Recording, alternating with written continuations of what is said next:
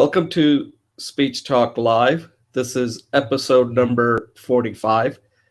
My name is Jay Osa. I'm the host of the show, and I have my co-host, Julie Finkelstein, joining us. And we do this show every week as a way to help people with their public speaking. Public speaking, and one of the topic that we are going to discuss today, and it's something I kind of stumbled upon, is this whole concept of, is it complicated or complex? And Julie and I are going to have a discussion because I believe public speaking is quite complex. In fact, I've included that in one chapter I devoted to discussing that. So perhaps this discussion will help me make that chapter better. But anyway, what we do on this show is very simple. As I said, our purpose here is to help others with this difficult skill. And it is quite difficult. Once you start working on it, you think you know it.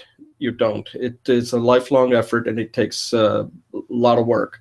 The reason we do this show is because we really are passionate about this. We like to learn, we like to teach, we like to coach, and we also like to get better at it. We just don't want to tell you what to do. We also want to get better along the way too. Otherwise, we would have no credibility with you.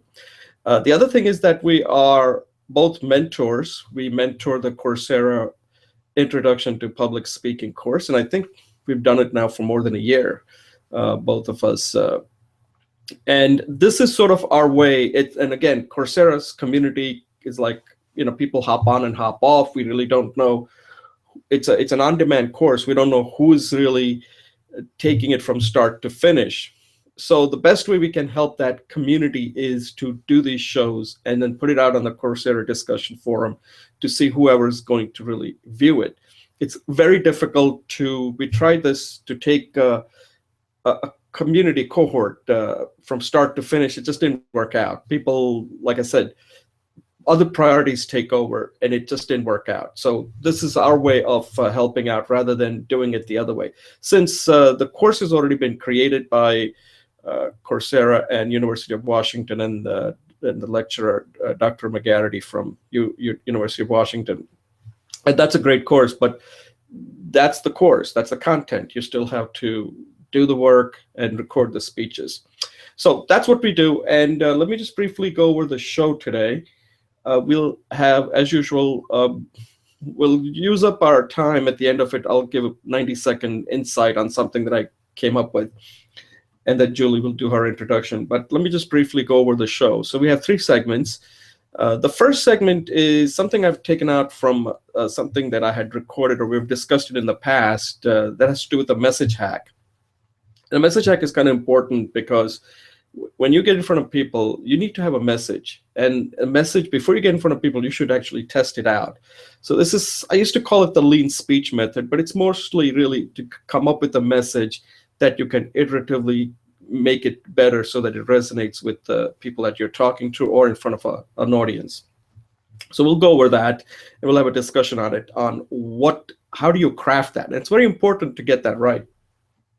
The second segment is Julie has recorded 2 videos, and this is again her continuation series where she's showing you how to record a video where you want to show something. And what Julie's showing is her stretching exercises. She calls it the hacks, integral stretch. She'll describe that. So she'll go over it, and this time she's recorded in 2 videos, which I think actually works out better. So we'll have a discussion around that. And the third thing is the discussion on speech being complicated versus complex. So at this point, I just want to kind of do a 90-second insight. And one of the things that I came up with is public speaking is one of those skills you pretty much have to learn without a teacher. Now, I know we all like to have a teacher, but it's at some point you really can't, because the teacher is not going to be there all the time. And I came across this method that Benjamin Franklin used on how he became a writer. And what he did was he would take, and I'm going to go into this in more detail at some point in time, but I just wanted to give it to you at this point since I came up with it. I found out about it this morning. And what he did was he wanted to become a writer. So he would read this magazine Spectator. When he saw a good article, he would jot down the notes, and then after a few days, try to reproduce that, and then make changes as necessary to see how closely he came to the original writing. And from that, he found out he had some other weaknesses, and he started working on that, and eventually he did become one of the best writers in this country. So it's something that you can also apply to speaking, and it's something that Julie and I will discuss, and hopefully we can call it the Franklin Challenge on how you can learn by yourself. So I'll go into that more, but I just wanted to get that out, that this is a skill where you're going to have to learn without a teacher, because it's not possible for a teacher to really work with you at the level that's required for you to become, a good to great speaker. All right, at this point, I'm going to let Julie introduce herself, and then we'll get moving with our first segment. Julie, why don't you take over? Oh, good morning, Jay. Good morning, everybody. Thank you so much. I'm just so excited to be here today. I am not sure who I am. I am in the process of discovery and exploration. I think one of my key things is catalytic processing. I like to help people. I like to debug people where they're stuck, and then they naturally open up to the next level. So I can do that via workshop, classes, or coaching. So I'm not sure which way I'm going. And today, the idea I want to share today is the practice of practicing. So recently, Jay and I and a few other people, I had several incidents. And when I get 3 incidents, then I think it's time for me to pay attention. And that's practice. One of my Zen musician friends, he wrote an article on practice, and hopefully I'll be able to include that in our blogs. And so practicing is the key to success. And I don't think you can succeed in anything without practicing. And what I find that when you look at something into itself, it's called the meta. So I'm looking at meta processing, and I have 7 key points. First of all is make a commitment and write it down, which is similar to what Jay says about practicing with public speaking. You have to write down a goal. Secondly is have fun, experiment. Don't look at the outcome. Look at it as information and use it as a feedback loop. So iteration, looking at whatever comes out as information to go to the next step. 3 is have a regular practice, daily, even if it's 3 or 5 minutes. If you make a daily practice, even if it's 30 seconds, it creates a stream of coming. There are those, and I hope to write a speech on it, but I think without practicing, you cannot succeed. So whether your goal is to become enlightened and become a spiritual leader in the universe of everything, or whether you want to be a successful business person or work on your personal relationships, or whether you want to be healthy and you have stress or illnesses, practice is the key to get to the next level. And for myself, as Jay knows, that one of my key practices is to have a study buddy like Jay, and we continue to work each other, support each other, and challenge each other. And we give each other permission to do that. So whatever you do, pick a practice and it'll change all of you. Thank you.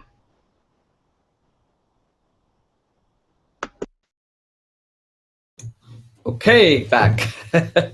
All right. Somebody was trying to reach me, and I had to tell them I can't talk to you right now. I'm in the middle of something. So anyway, thanks a lot, Julie. That was excellent. And I'm going to take a brief pause so we can move on to our first segment.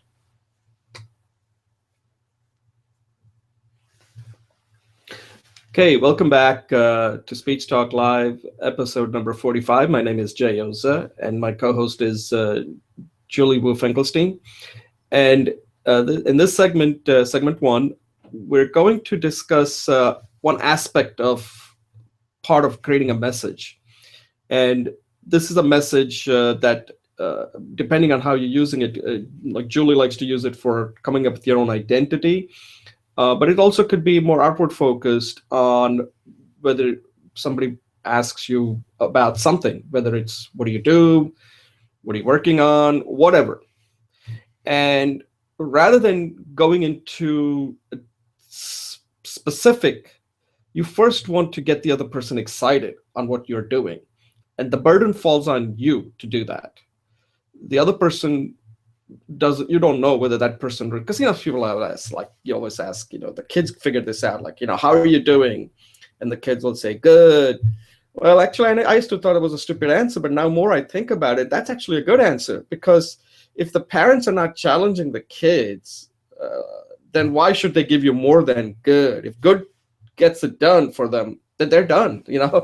Is the parent really interested or not? So I think the kids have figured it out, accidentally or what? Maybe they're much smarter than we think they are.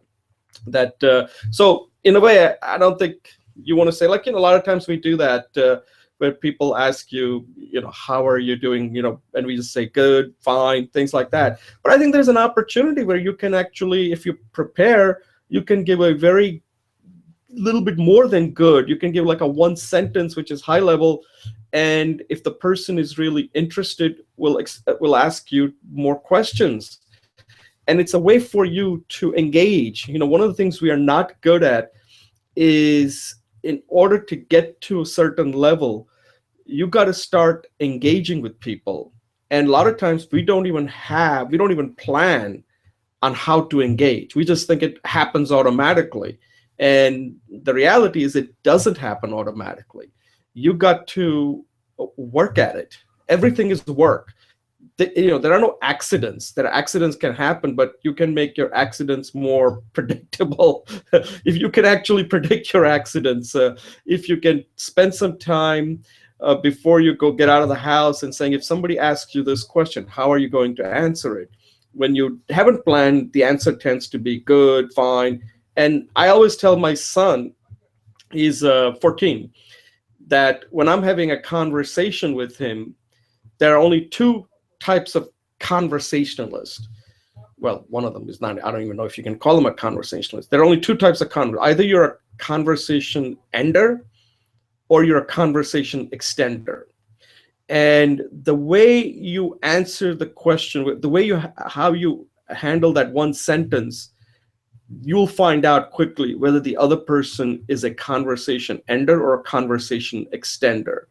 So it's very important that one sentence is well thought out. It's something you have to keep on working at, because it is difficult. Like if somebody asks me, and I keep working on it, I have a whiteboard here, and I always try different things when it comes to, like, what do I do? And one of the things that I included in this video is that I coach people win with their speeches. Now, there's a lot of stuff there that I've included there that are pretty simple. I coach. People sometimes are interested in coaching, but they may go that angle. The other one is win. Who doesn't like to win? That could get somebody interested. The third part is speeches. People have fear of public speaking. So I've given them three things that they could pick out: coach, win, speeches. If they can't pick up any one of them, then obviously that person is a conversation ender. I can't force engage. I've done everything that I can to engage. Now it's up to the other person to also reciprocate and then say, okay, I'm going to extend that. I want to know more about it. So I think it's very important that you work on one sentence, but keep it short. A lot of people squeeze too much into that one sentence. That becomes a pitch, in my opinion. So don't make one sentence a pitch. That's something that I don't think we have ever explained that closely. But a pitch is almost a permission that you have to get in order to pitch. You can't just go and say, hey, Julie, let me give you a pitch on what I do. I mean, she's going to say, get lost, okay? She's going to think this guy's weird and not, won't have a conversation with me after that. So you have to kind of have that rhythm, the cadence on how to engage with people. And the message hack was sort of our way, but a lot of these nuances we are kind of discussing, because when you do it, you realize that it's not that simple you need to develop that cadence. And a lot of it, you'll develop it once you get it, but you do have to put in the time to do that. So, Julie, what do you think? You worked on your one sentence for what you do. What are your thoughts on it? Because I think one of the things I've noticed with people is that their one sentence gets too detailed, that after a while, it's mostly they're speaking to themselves rather than to the other person that they're speaking to. Yeah, Jay, I actually really love this idea of one sentence as like the core idea. And I think that's what you're driving to. And I'll relate it to a couple of things. One is something I'm working on with somebody, and the second thing is some neuroscience information. So I am working with this woman, and we started off with her asking me to help her with her bio. And we went into this whole explosion of who she is and what she does. And I think that's very important that when you work on that one sentence is to kind of open it up before you close it down. Because what I found that with working with this idea of one sentence, which is your hacker speech, is what you're really doing is to find the center of the gravity of things. And then everything else can rotate it. So once you get that one sentence right, you can, it's almost like a prism. You can get infinite number of lights. But I think you're right that the one sentence is the key to get people interested. And so with her, we're actually stuck at figuring out who she is and what's important to her. And the second thing you mentioned in your thing is like coach is what you do. So that's doing, that's your action. Winning is the benefit, and speeches is the object, or the act, the act. I'll just call it the object or the thing you're doing with, right? So I think that in one sentence, in your little 6 words, you manage to say, this is what the action I do with when we relate to each other. Here's the benefits for the relating. And this is the area of focus, my expertise.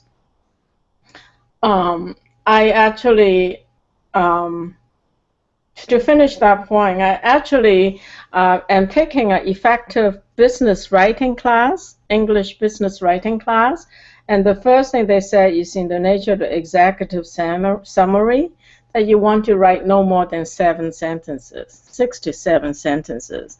So which lets me segue into the idea that this is not recently neuroscience, it's at least 10, 20 years old. Our brain takes like 6 seconds in order to shift something from short-term memory into long-term memory.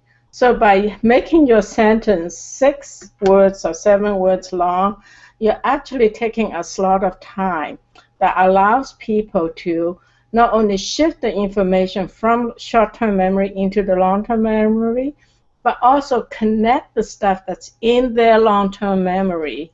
It's kind of like fishing for things that are important to them and help them to come back to respond to you based on what you're fishing for. They can talk about from their long-term memory maybe why it's so important for them to win, you know, something that's important to them. So in your case, your 3 hooks are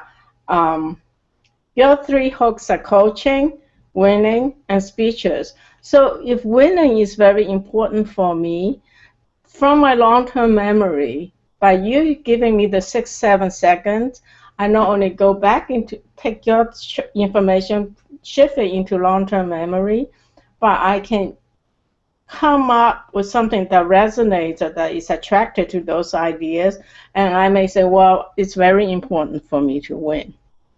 So I think that your idea of one sentence is really, really brilliant, and it works not only, as you say, I use it in identity, but you can use for any unit of, in IT we have this idea of logical unit of work. It's a logical unit of information that can be transmitted from people to people, that people can understand, absorb, and respond to. So that's my, that's what's coming up for me right now. Thanks. No, that was excellent. There are two things that I want to add that I may have missed when I discussed it.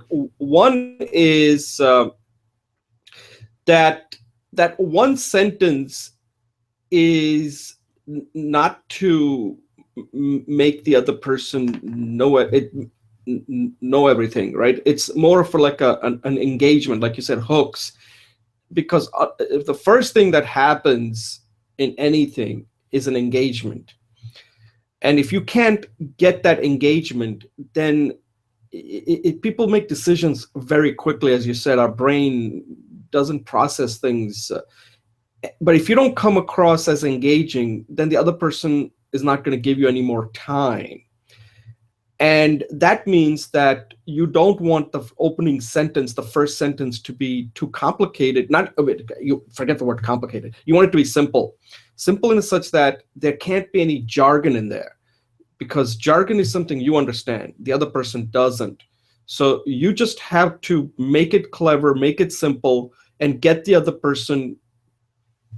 You're kind of goading the other person to ask you, like, I'm going to tell you, now it's your turn to get me to tell you.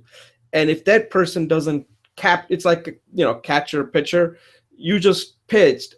The other person now has to give it back to you. You just threw the ball to him. What is the person's going to do? Catch it or just whiff it? So it's a way to kind of think about it, because if you miss that chance right from the beginning, then the conversation could veer off in a totally different direction, which is not what you may want to do. And it also kind of tells you whether the other person is worth your spending more time with, because you want to somehow help them. You want to try to explore, like Julie pointed out, like there's a coaching aspect. That's one thing I do. Then there's a concept of winning. That's another angle the person can pursue. And then the third one is speeches. So that's a third path.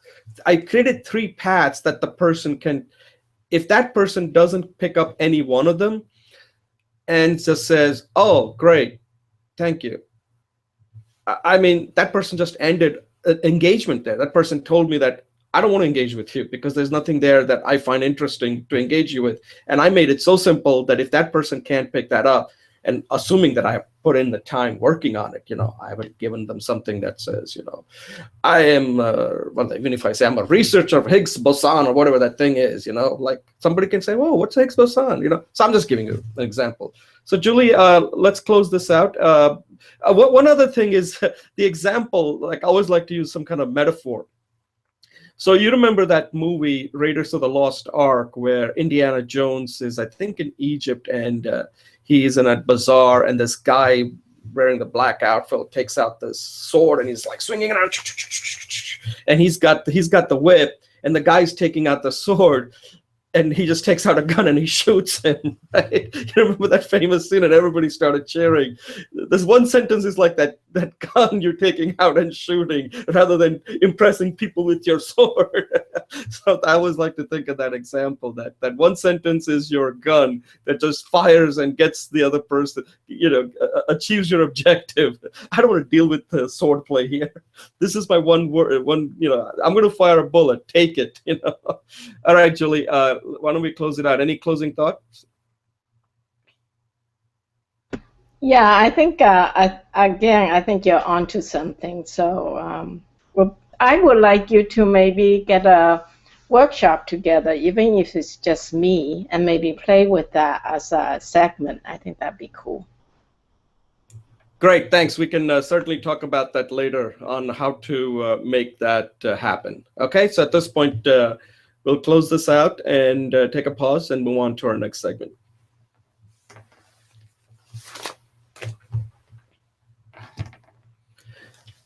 Okay, welcome back to Speech Talk Live, episode number 45. My name is Jay Oza. I'm the host of the show. My co-host is Julie Finkelstein, and we're moving to segment number 2. And segment number 2 is a continuation of videos that Julie has been recording. I want to thank her for doing that. She's put in quite a work, organizing the material and then recording the video. It's difficult because what she's doing is She is trying to help people with their flexibility, and also to get energized with some research that she's been. Well, it's not only research; it's something that she's been practicing for a very long time, and now she wants to give back because it has definitely benefited her immensely.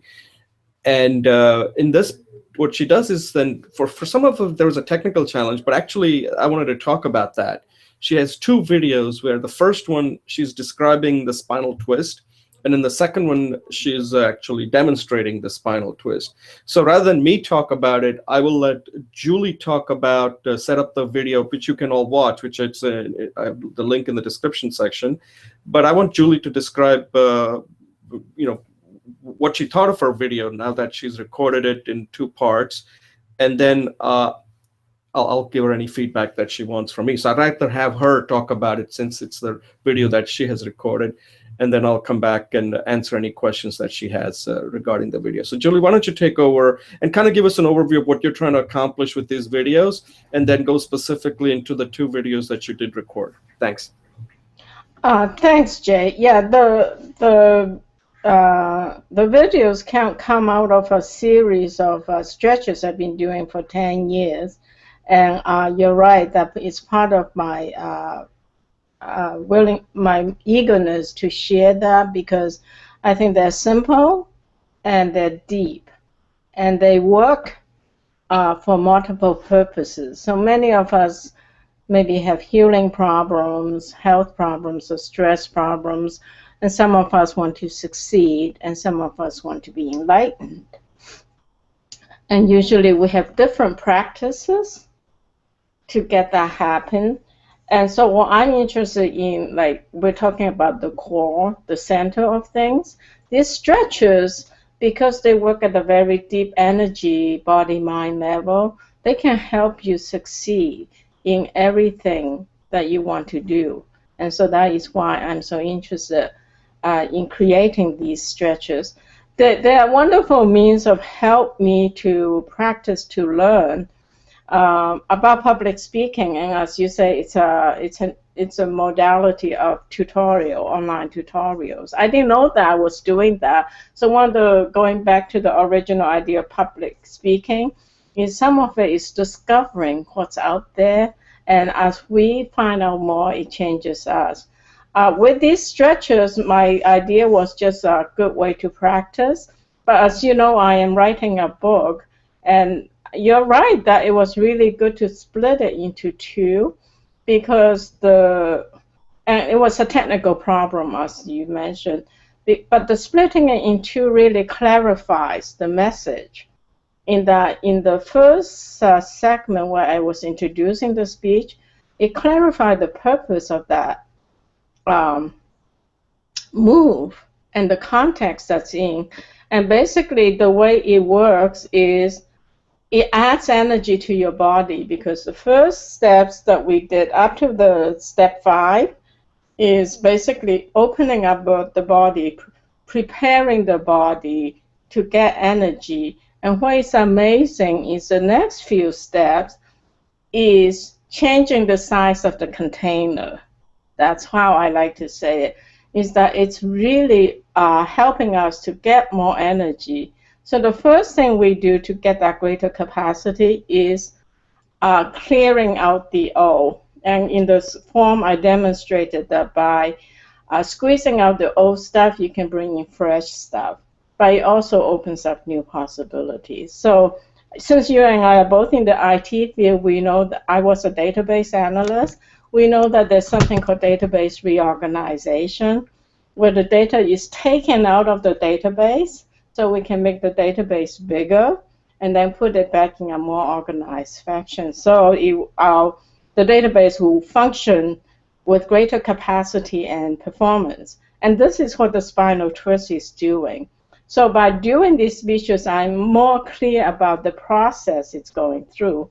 And the other thing is I learned through my demonstration that the moves are how to make it easier for the people. So as I move through my series, I'm making it simpler and easier for people to understand. I would like to, at this point, so I thought that it was really good. These ones, I really thought I had more energy and more enthusiasm, and I was more organized and simplified. And I would like to get your feedback at this point. Thank you. Oh, okay. Thanks, Julie. By the way, I thought they were very effective, and I think you solved one problem that you were having before, and sometimes accidentally it works out, that you had some technical issues. And I think what you probably want to do is use this particular format where the first part, 2 minutes or whatever, just focus on the explanation part of it. So you've got part one is the explanation, the explanation. Part two is once you've explained it, then you can go right into it saying, okay, now that you can just mention it, now that you understand the description, let me now demonstrate the pose. Sort of like your sandwich technique, but what you're doing is you're taking that first part, description, which is important because the way you're describing it, I think it gets people, you got to create that excitement a little bit to get people to actually get to watch the second video and to actually start doing it. And you can do it, right? So the first part is just the description. The second part, second video, and so you don't have to mention that you have technical difficulties, because that's something should have been edited out. I know right now you're just doing this for practice, but if you were ever doing it for people to actually start watching it, you never want to tell you like, I have technical difficulties, now I'm going to stop it, because it's something they don't need to know. You just have to work around it. So another thing to remember is that anytime you're giving a speech, don't tell other people that you're having some issues with anything. It's nothing that they care about, and it's something that they shouldn't even have to know. You just figure out workarounds, and they won't even know about it. Like if you had just told me that I'm going to do this in 2 parts, I wouldn't even have thought that there was a technical issue. So keep that in mind, that technical issues that other people don't need to know about, you never want to bring it up, because they don't need to know. You just come up with a workaround. So I like that. I think that's a good way to do it. Description, then the actual demonstration, and once the demonstration is done, then just summarize it, and then there's a call to action. So come up with a formula that you can follow for all the other, and it takes a while, and I think now you're getting much better at it, so you're pretty much getting to the point where you got the hang of how to do it. And I think this one, I think you made a real big progress. There are several minor points, and these are not major things. These are minor things that you may want to consider doing. One is that before you start your poses, or I think would be the second one, I think you may want to just let people know that they should consult with their doctor, because you don't know the other person's physical situation, whether they should even do any of these poses. So I think you just want to, at some point, get that disclaimer out there, because people will start doing it and they may not be as healthy as you are, and you don't want them to get hurt. So I think you may just want to have that disclaimer either annotated and just say, so before you begin, just consult with your doctor or something like that, okay? The second one, I think we already covered, that any kind of technical issues, you don't have to mention it. Just come up with a workaround and let it just kind of flow, let the thing flow. The other thing I'll say in the second part, this is something, I don't know how you can take care of it since you're doing it by yourself. The spinal twist, we don't actually see you, and we hear you, but we're not actually seeing you doing it. And that is going to be one of those things where you're going to have to just learn how to edit the video.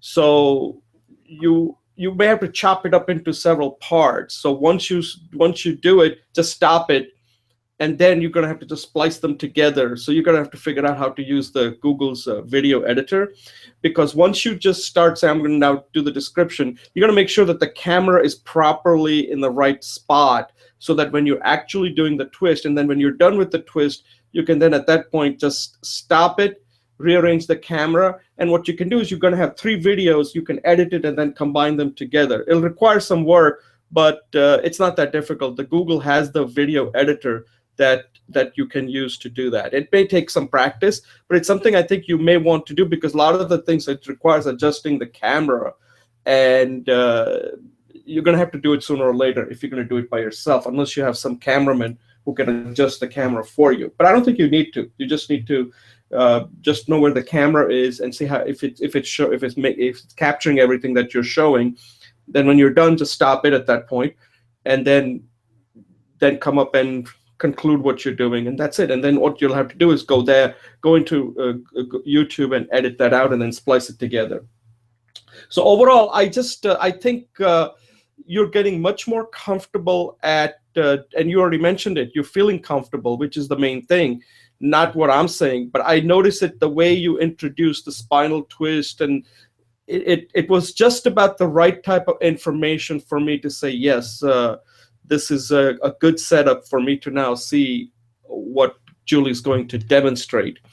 And the only part that I wish I could have seen was actually see you demonstrating it. I could hear you, but I couldn't see. I could see your knees, but I couldn't see your body and what kind of twist you were actually doing. So that's something you may want to take a look at if you have seen the video.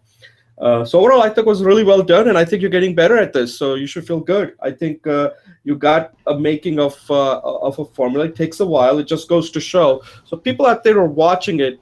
Julie's been working on this now for quite some time. Show's at 1 o'clock, so I'll go by myself. Oh, so 1 second, sorry. Yeah, go ahead. Yeah, so I just wanted to point out to people who are watching this that Julie's been working on this for quite some time now, for several weeks. And as you can see, incrementally, she's getting better at it. And the kind of feedback that she's asking. So there are several things that Julie's doing that's also something that if you're watching this, so she actually recorded the video. Then she's actually discussing the video. And the part I think that's really important here is the way she is asking for the feedback. She's also doing a self-evaluation, and then she's asking the feedback. And then when she comes back and records the other video, she tells me that these are some of the things that I'm now working on. So she's kind of closing the loop on these things. And that's why she's improving.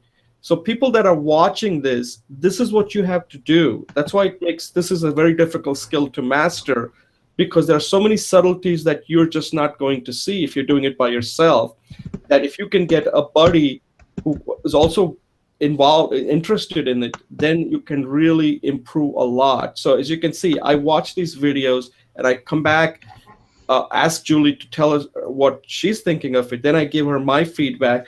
And as it turned out, this thing about splitting into 2 parts just worked out great, and now she can use that as a way to record future videos. So, Julie, it was really well done. I think you're making tremendous progress. You got some little technical things here and there to take care of, but otherwise, I think you have the making of how to make these moving forward. The description, that's it.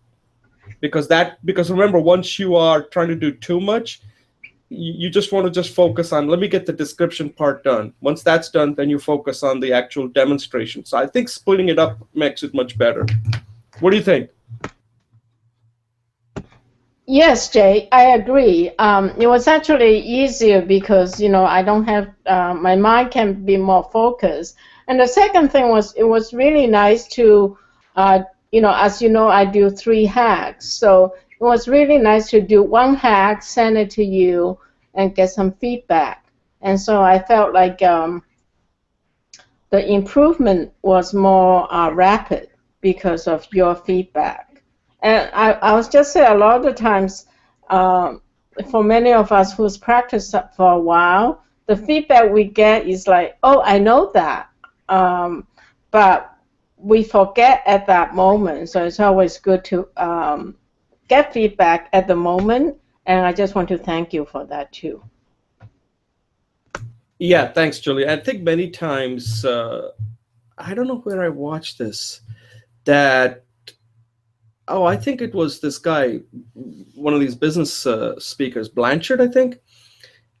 And what happens is just getting somebody to talk to about what you're doing makes a big difference. And that is something that people need to do more and more. Like this one, we're just focusing on speaking, but if you're doing something in writing, find somebody else that you're going to talk to or have a Google Hangout and just focus on that one topic. We don't do that often. And in business, that doesn't happen. And what he was saying is exactly what we're doing. It made sense to me. All right, Julie. So at this point, I will close it out and take a pause, and we'll move on to the next segment. Okay.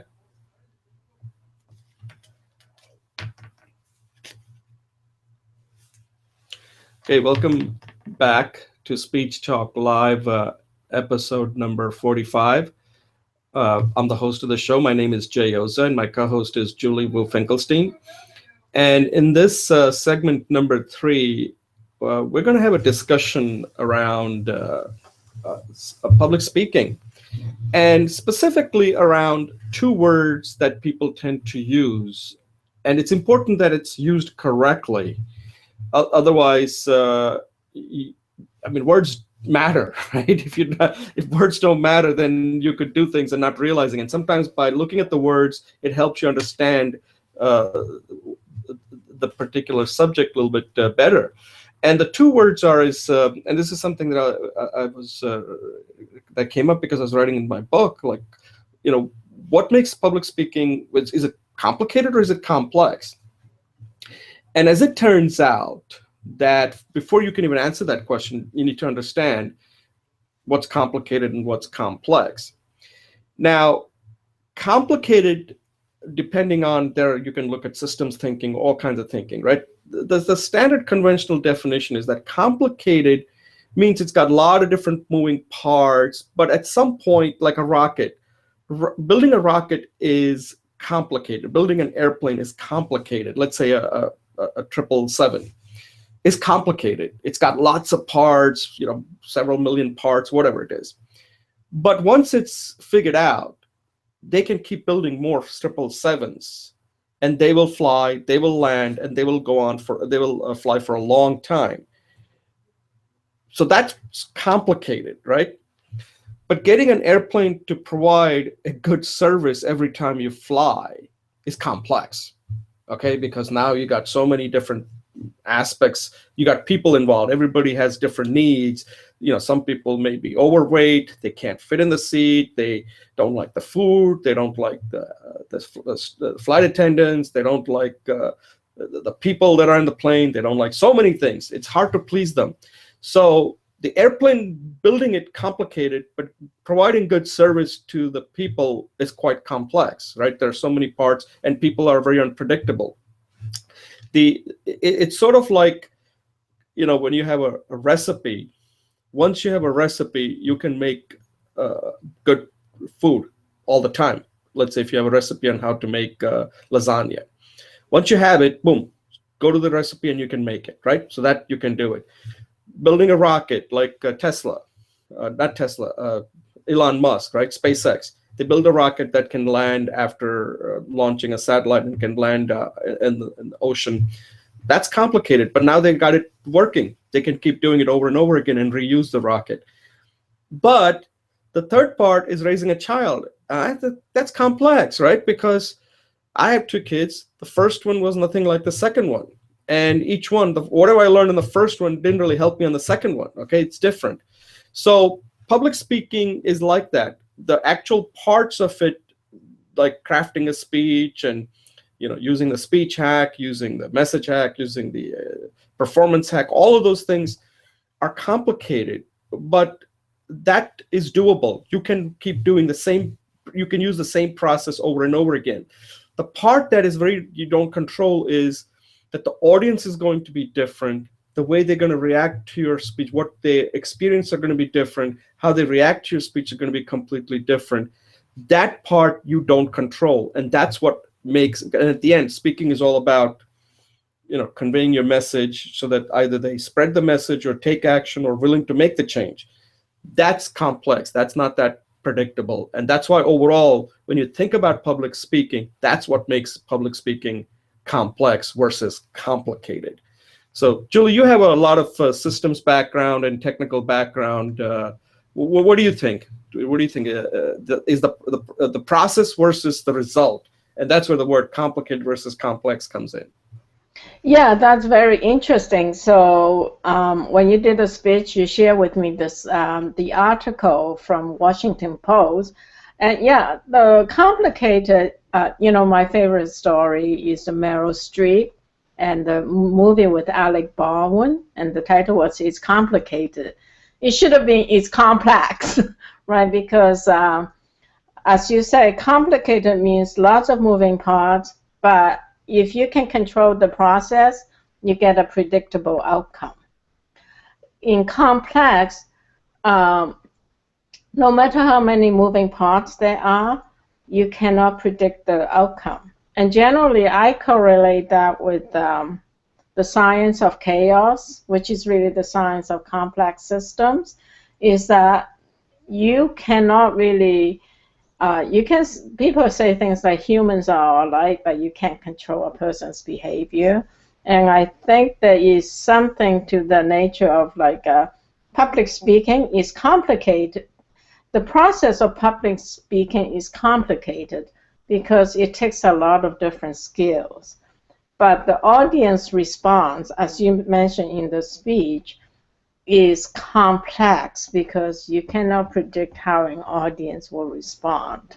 However, by using the skills, you have some ability to play in that space of public speaking, right? So what you were saying is, well, public speaking is complicated and complex because there's a lot of moving parts whenever you give a speech, but it's also complex because you cannot control what actually will happen at that moment when you actually do the speech.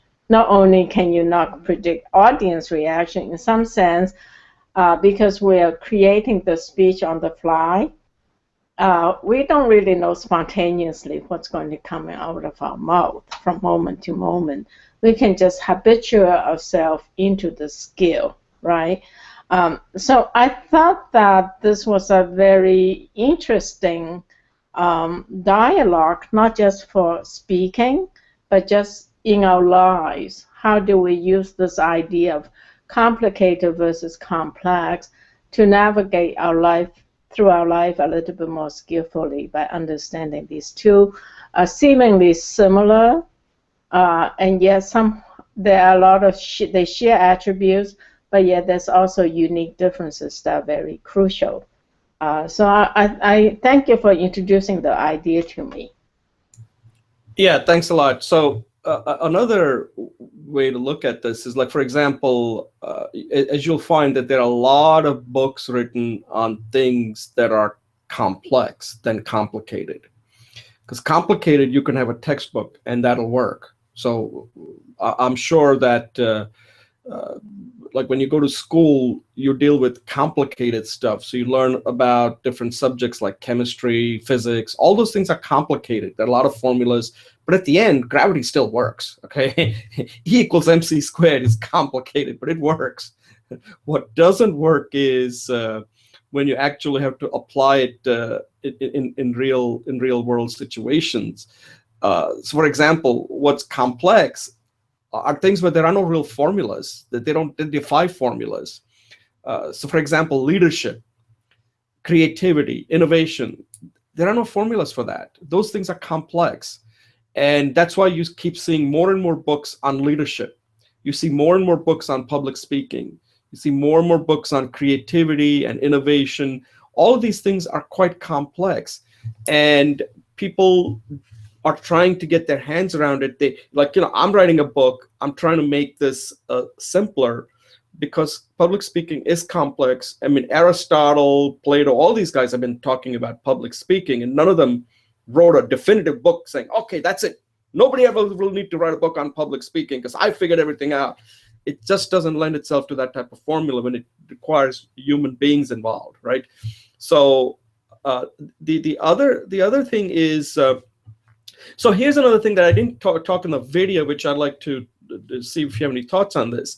So a complicated can be very intricate and very process oriented, and that can be very difficult, right? But you can still get it. Like Oracle database has gotten very complicated, right? Over the years, there are so many things there, just like a Cisco routers. These are all complicated, but they all work. Okay, once they're built, they all work. When something is complex, then your rules have to be a lot simpler. So database over the years, complicated, very difficult to understand, take years. Like Julie's a database expert. Database takes a long time to master, but once you master it, then you got the hang of it. But when you talk about something like public speaking, you can't have too many rules because of the complexity. When things are complex and dynamic, so a database is kind of static. When you have dynamic systems, then the rules have to be simpler. Because if that's too many rules, then then you'll never have any chance of ever succeeding. So I don't know. That's something I didn't cover in my video, but it's something I just thought about as you were talking about it. That how to tackle complexity versus complication are also different. Like like medical, doing an operation is quite complicated. But at the same time, when you're dealing with patients, you better have simple rules. Otherwise, you could really screw up things. So anyway, Julie, any thoughts on that? How do you deal with complications versus complexity? The whole idea of quality work, like quality assurance, I think is kind of nailing down what is complicated into a process. And so if you can create a process, you can reduce the level of complication and deliver an outcome. I think that in life, actually everything's complex. And it's a question of the degree that you are willing to accept, the degree of error you're willing to accept. So we know that in heart surgery, the degree of error, we want very small degree. But there always is a little bit of that. So in that sense, everything is complex. But once you've defined the degree of error that's acceptable, assuming you can manage to that, then everything becomes complicated, not complex. The whole idea of the science of chaos is that the outcome is not predictable from moment to moment, but there is a pattern. That if you look at the stock market, there's a pattern of up and down, and there's certain, you can see it. The mind can process that. There's a pattern that we can recognize, but from moment to moment, it's very hard to predict whether it's going up or going down. So to me, that's the nature of complexity. It's not that there isn't emergent patterns, but that from moment to moment, it's almost impossible to predict the vector, right? The direction it's going. And that's why, actually in all the stock markets, all the financials, there's a term called quants, right? The quants are people who do the quantitative analysis, is trying to narrow down that degree of complexity. So I think there is a lot to explore in those ideas, and I think it's a very interesting discussion. So I'm really happy that you brought it up. Thanks. All right, Julie, thanks a lot. Yeah, so this was, so I think we are in agreement that public speaking is complex, but to give a good speech can be quite complicated. And so they're both, you need to understand both. So, when people, and the reason I brought this topic up is for a simple reason, that a lot of time we beat ourselves up when, people have, there's a fear aspect of it. There are so many aspects of it. And I just wanted some foundation behind this, that, what we're trying to do when you give a speech, it's complex. That's just getting in front. Let's say you have fear. My God, I can't get in front of people. It's just, I just can't do it. That's complex, okay? Because you can't do it. You got to figure it out now. And then let's say you do want to figure it out, and you go through, teaching, coaching, therapy, whatever, okay? Those parts to get you to have a speech, to get on the stage, gets complicated. To actually get you to start the speech, finish it, and achieving some objective is very complex. Even though that part looks like, how can that be so complex? All you're doing is speaking. It is. All right, Julie, thanks a lot. At this point, overall thoughts on the topics we covered today. I think there are some things we can explore. I think uh, that one sentence, you think that there could be a workshop that we could do on that. This is just I'm kind of summarizing the show, and then we'll Sure. close it out. So I just want to get your thoughts on anything that you wanted to kind of thoughts on any topics we covered that you want to kind of discuss before we close out this program. Yeah, I think that in the future, if time allows, I'll just send you my first hack. Um, and then I thought that like the sentence thing is probably a core skill for public speaking and many other things. And one of the best ways that humans learn is through modeling. So if we can demonstrate that in a workshop, just a segment, I think it'll be very valuable. And we'll learn how to use the idea of workshops, spontaneous workshops, as a training technique and coaching technique. So I highly, I just thought, as you know, I really enjoy these shows because I think they're stimulating and they help me grow. So thank you for creating this opportunity. So thank you. Yeah, thanks a lot, Julie, as usual, for participating and always bringing your A game. And I know you put in a lot of work, not only to help the show out, but as a way to improve. And I think that's what we're looking for, that these shows are done not by people who are telling you that, we are experts and do this, do that. We're kind of showing you that what we're doing is hard. And all this stuff, you're going to have to go through it because there are no shortcuts to. So I think what makes this show kind of unique in many ways is that we're not just pontificating about public speaking, like, oh, take a look at this, do that. People who get on the stage, no matter whether they do a good job, or not so good job, getting on the stage itself takes a lot of guts and a lot of work. And then to actually be able to convey the message and get the kind of audience, create that experience, it's an art. I mean, giving a public speech is like an art. And there was one other thing that I will talk about on the next show, and that has to do with the ask. Ask is one of the very important part. But at this point, we're done with this show. So let me thank you all for watching. And as usual, if you have any questions, comments, or suggestions on how we can help you, if you have a question that you want to record a video, we'll be happy to take a look at and address it. So far, we haven't gotten a single one. We seem to be asking each other questions. So if you're watching this and you have a real pressing question or some specific need, then definitely, I mean, this technology is not that difficult. Just start record a video, and it's also a good way for you to practice. So at this point, I'm going to close it out and say, listen, you are how you speak, and it's a skill that it's complicated, as we just learned, but it is solvable. There are different steps that we talk about on this show that you can work on and get better. The part that we're also trying to doing is the complex part of it, is that when you actually get on stage, what should you do to make sure that you can be successful with the message that you want to convey and get and achieve your objective. So I hope you enjoyed the show, and we'll see you in our next show, episode number 46. So thank you for watching, and at this point, we're done. All right.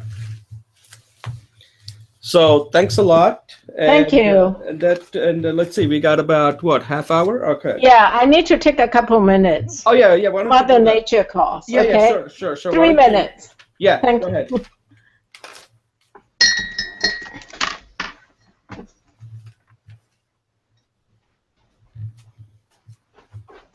Rich?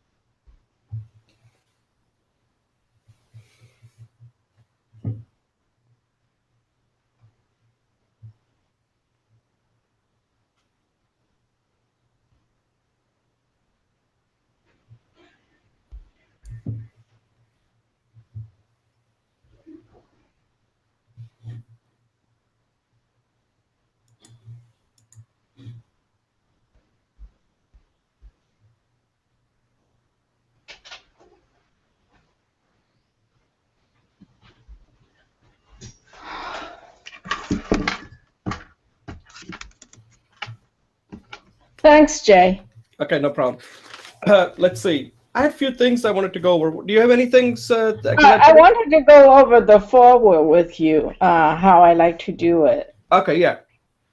What did you want to do? Let's just create an agenda. Oh, okay. So you want to discuss the forward. Okay, forward. Anything else that you wanted to discuss? Not really. Okay. I'd like to find out the status of your book. Oh, right. The status. Okay. The status of the book. Right. Yeah, okay. That's it. And then what I have is the title. I want to try to kind of finalize on that. Oh, and the agenda for next week, I'm okay with whatever you come up with. Yeah, one of them is going to be on Ask. I don't know the others. That's fine. I'll have to. I haven't thought that far ahead because I just wanted to get this show done. Sure. So the title, the other one is, there was an idea that I had for, I think based on something that came up with this guy, Raj, idea for the Coursera. So that I wanted to discuss. The other one is, I'll call it the Franklin Challenge. Just wanted to discuss that with you. Okay. And I think that should be enough. And then anything marketing. All right. So yeah, so that's about 3 minutes each. Okay, right? Yeah, so go ahead. If it takes longer, go ahead. But forward. So what did you want to? Do you have any questions? Well, I read your stuff. So here's my my issue, and I have a proposal. I think I want to, of course, get what you want out of it, and I'm reading it. But I want it to be more in my voice. So what I thought is I would start a dialogue. I will just do not a dialogue, but share a document. So I'll take your stuff. I will look at it. I'll craft something, and then I would like you to work on it, and we'll work on it until we're both satisfied. So I like to collaborate. Of course, it'll come out in my name. But I'd like to collaborate with you on it. Yeah. Okay. So that's a good idea. Yeah, sure. I just kind of did it just so that to kind of save you some time. So I just said, look, I'll just take a start on it, and those are things. But here's an idea, Julie. So we can come up with like 10 questions. I don't know if that's enough, but 10 is fine. And like I said, that Google now has this transcript it creates. So based on the answer to those questions, you'll already have the transcript that you can then take that. It'll be in your voice, right? So maybe, do you want me to take a shot at coming up with the questions? And then I'll get you to answer those questions. You can send me that these are the kind of questions I want you to ask me, and then you will answer them. And then you can take the transcript and then edit it. And put it, and wordsmith it. So I will come up with the kind of 10 questions that I have.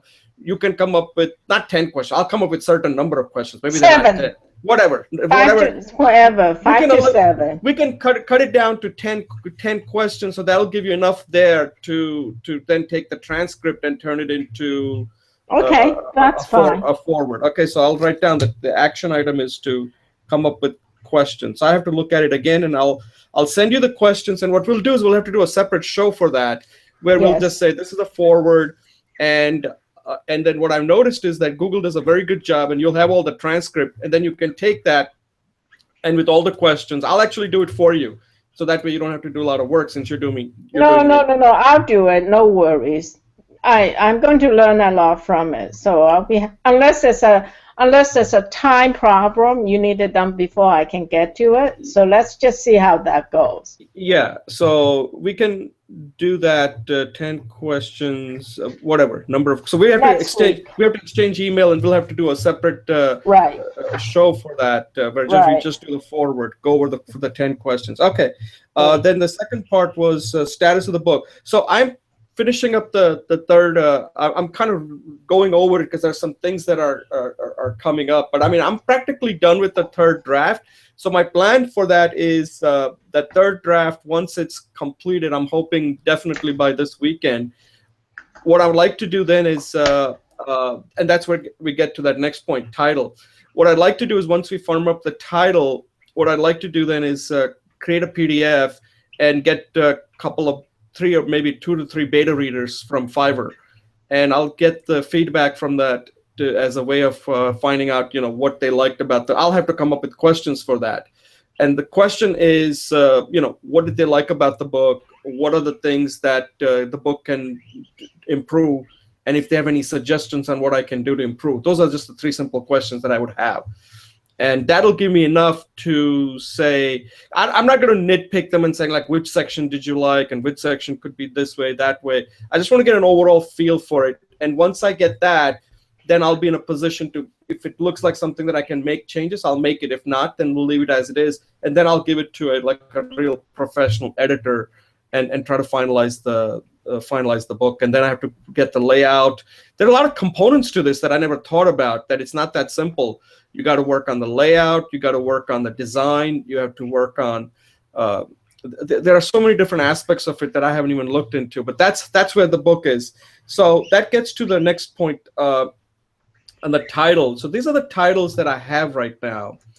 And I think we've discussed this in the past. So I'll give you, there are actually, these are the titles. Where did it go? Okay. Yeah, let's do it because it's iterative and it's very important. So let's do it now.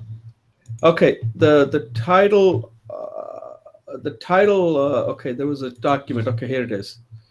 Actually, I included in the document. So these are the titles I'm kind of going with right now. So one of them is this one. Okay, I have 3 of them. And tell me which one you like. There are actually several here.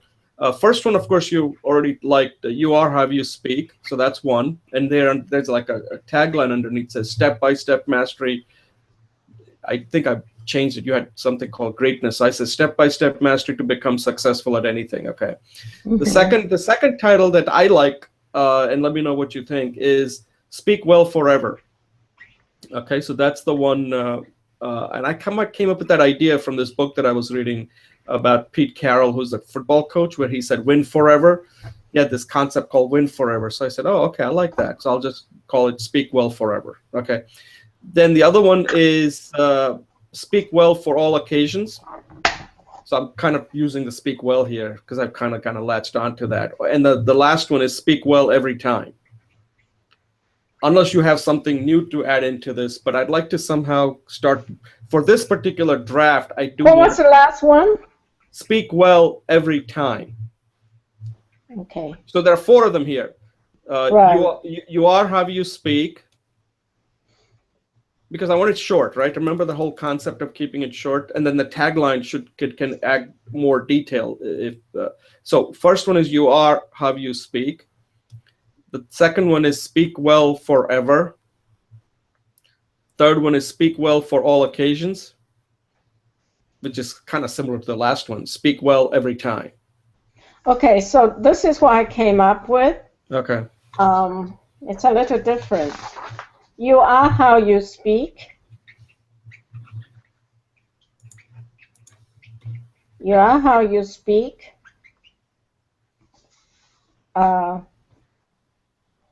I don't know, instructions. You had it step by step. Yeah, I'm changing it just for now. Okay. You are how you speak. Instructions to speak well every time. Instructions for speaking well every time.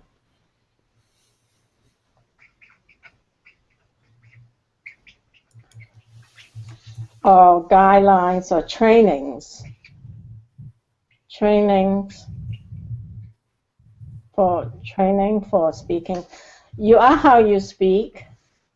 That's kind of like right. The bottom line, and then what you do, which is trainings to speak every, step-by-step training or self-guided training. Yeah. Self-guided training. Let me write that down. For speaking every time. For speaking for all occasions or something. Yeah, that we can put self-guided training to master the skill. Something like that. So I really like you are how you speak. That's kind of like the bottom line. And then the tagline is self-guide. self-guided, something like the tools. Step-by-step training to master. I like the word self-guided. Self-guided. Okay, yeah. Okay, that's a good. That sounded very powerful. I don't know. Self-guided training to mastery or something like that. Yeah, self-guided to master speaking for all occasions or something like that.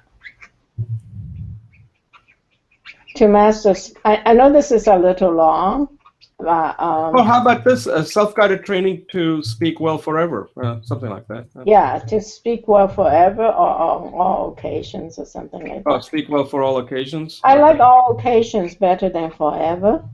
Okay. Because forever sounds like too vague. On all occasions, someone could say, "Oh my God, I have a wedding to go to." Yeah, or right. I have a job interview. So it's that much kind more. of It gets people to thinking about their occasion. Forever sounds too nebulous.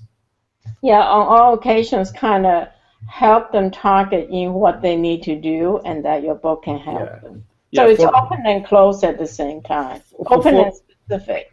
Forever sounds too salesy, like forever. What does that mean? I don't know what forever means. Like, what? I'm not living forever. Why do I need to speak well forever? Right. You are how you speak. So here's what I have. So let me give it to you. So this is what I jotted down, because there were several things, but this is the last one I think you came up with. So the title is "You Are How You Speak," and the tagline underneath it is "Self-guided training to speak well for all occasions." I like that. Do you like that? Yeah, I like that. So let's go with that. It's not a tagline. This is a whole title. This is a two-layer title. I see. The title is the whole thing. Oh, okay. So "You Are How You Speak, self-guided training to speak well for all occasions." I like that. But the word "speak" appears twice. Is that okay? Yeah. Okay. In this case, it's okay. Self-guided training. You can say so. Yeah.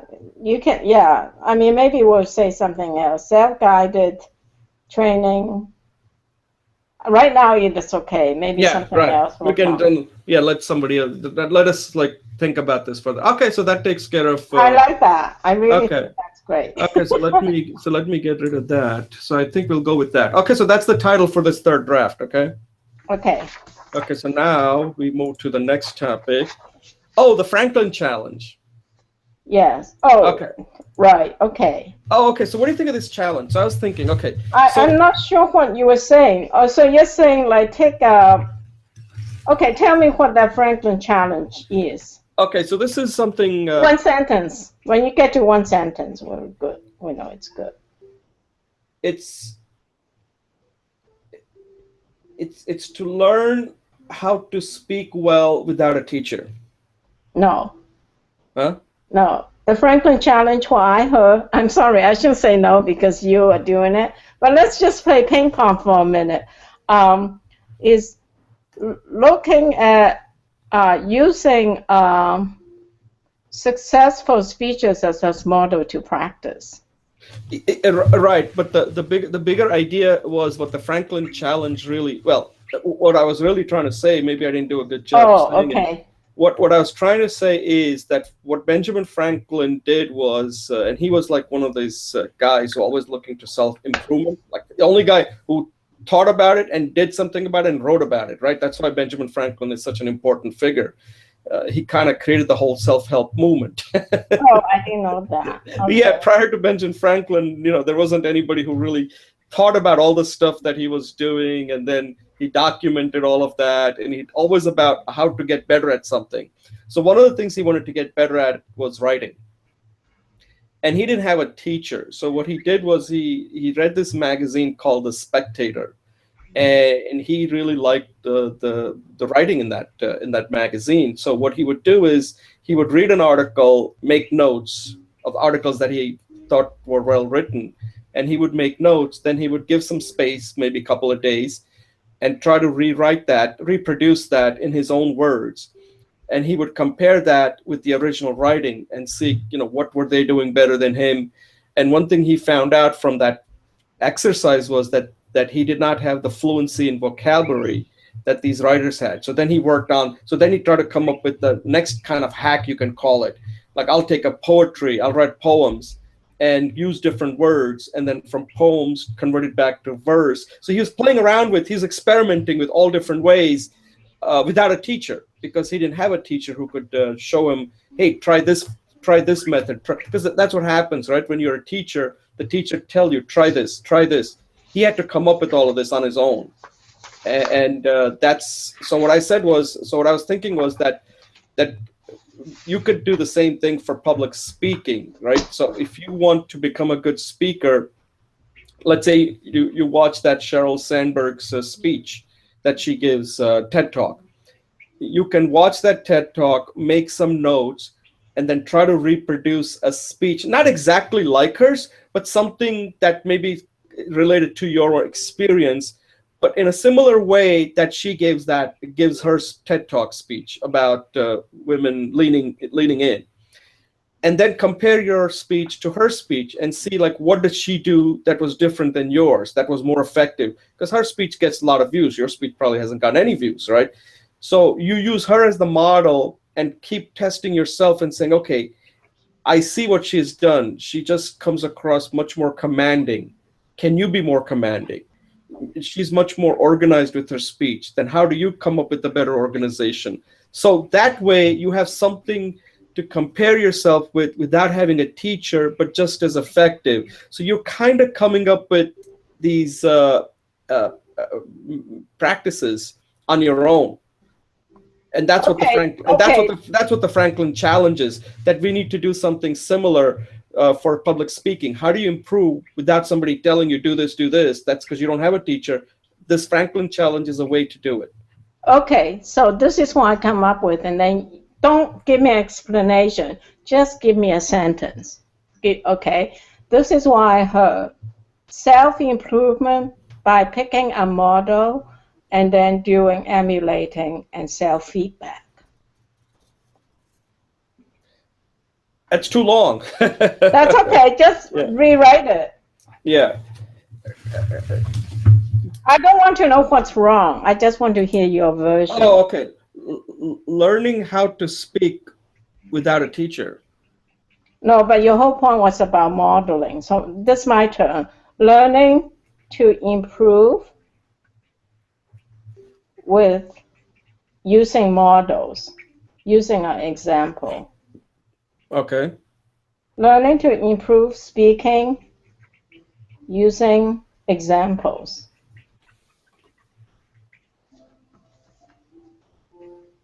Learning to improve. Okay, your turn.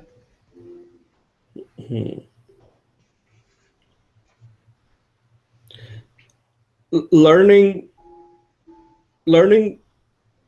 improve your speaking by emulating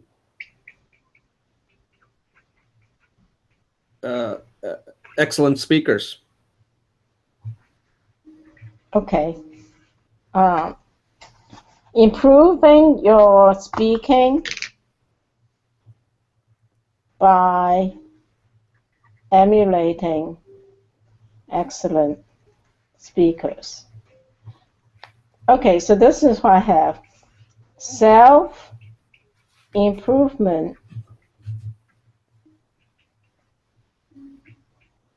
Self-improvement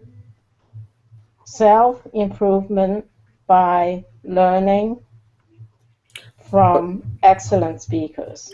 Or just say, become a better speaker by... Okay, it's your turn. Become a better speaker by copying excellent speakers. Become better by... But you're dropping out this idea of self-improvement. Because remember, this is one sentence. It can't be that comprehensive, right? We're trying to make it as best as it's generic as possible, and then we can fill in with details. And then the next thing would be the pitch. So tell me more about how this works. Okay, so this is my turn. Wait, what is the last one? Becoming better by copying excellent speakers. Okay. Oh, great speakers. Okay. Improving self with